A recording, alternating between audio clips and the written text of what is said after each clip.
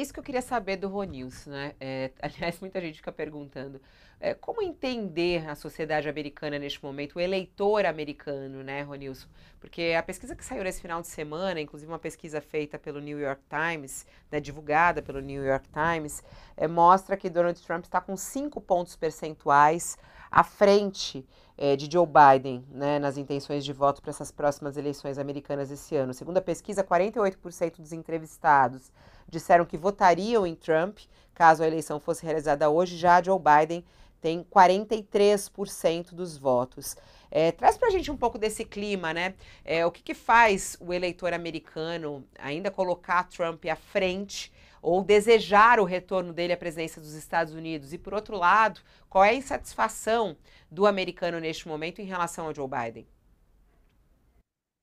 Eu acho que essa pesquisa do New York Times e do Siena é bem interessante e chave, porque ela mede um pouco essa coisa do humor, né, desse entusiasmo, e como ele age de maneira diferente entre republicanos e democratas. Democratas tendem realmente a serem menos responsivos, talvez, como falou o Sakamoto, eu acho que é uma coisa que realmente vai virar um pouco quanto mais perto das eleições a gente chega.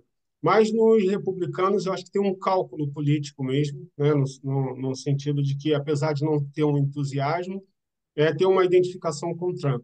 E eu acho que a gente ainda precisa explorar muito essa identificação com o Trump nesse momento de parte da sociedade americana. A sociedade americana ela está muito radicalizada, né? O Josias também usou da expressão de polarização, que as pessoas falam muito, mas eu insisto muito nessa ideia de que os Estados Unidos ele está profundamente radicalizado e radicalizado pelo Partido Republicano, né, e pela base do Partido Republicano.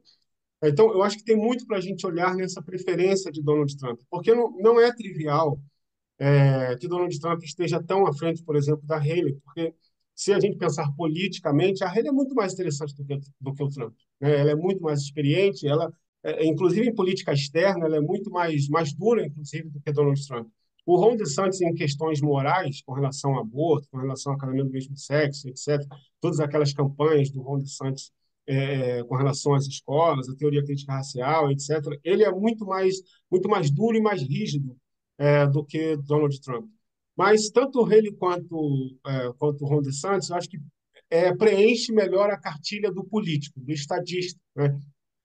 Que Trump não preenche de maneira nenhuma. Então, acho que essa é uma coisa interessante, eu acho que isso não é um caso trivial, que parte da sociedade americana está escolhendo alguém com esse perfil, e pensar em como a sociedade americana está muito radicalizada e como Trump se encaixa nesse projeto, né? Eu acho que tem muitas camadas nessa identificação com Donald Trump. Você tem, por um lado, os supremacistas brancos do Sul que tiveram uma sobrevida muito significativa durante a gestão Trump, e a gente viu isso mais nos seus 2 últimos anos.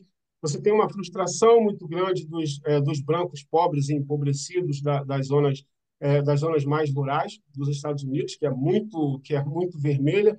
Você tem uma frustração muito grande dos brancos pobres e empobrecidos da classe trabalhadora dos Estados Unidos, ali nas cidades e nos subúrbios americanos. E você tem, evidentemente, os evangélicos conservadores brancos, que são muito mais afeitos a Donald Trump. E você tem os nacionalistas cristãos, né, o nacionalismo cristão, que não é propriamente uma questão só religiosa, é uma ideologia política de extrema-direita. Então, você tem 5 fatores que eu chamaria de uma convergência ultraconservadora, muito revanchista e não coordenada, né? Não é uma organização, eles não trabalham juntos, não tem um centro de pensamento que faz com que eles pensem estrategicamente. Cada um tem seus interesses, e nos seus interesses, pensando nos Estados Unidos como nação, dessa memória dos Estados Unidos como esse país ideal, branco, cristão, conservador, etc., cada um com seus interesses converge nessa figura mais radical que é Donald Trump. Então, essa convergência ultraconservadora e muito revanchista, ela tá pautando os Estados Unidos hoje, e isso não tá necessariamente dentro do radar das pesquisas se você pensa só em intenções de voto. Não são só intenções de voto.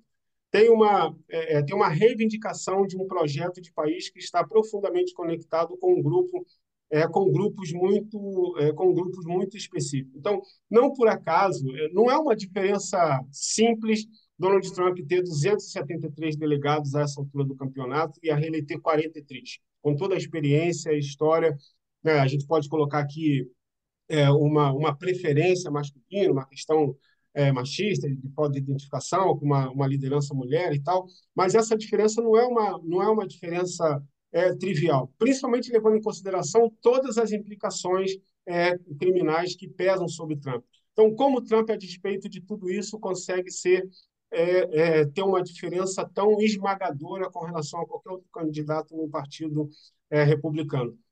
Então, isso que está na radicalização da sociedade americana, ela apresenta sinais muito significativos e eu acho que é isso que, uma vez que já está tudo dado com relação ao resultado, eu acho que é isso que deve um pouco chamar a atenção do nosso olhar, principalmente na superterça. Se você considerar que a superterça tem 5 estados do sul, onde Trump vai voar, pelo menos, né?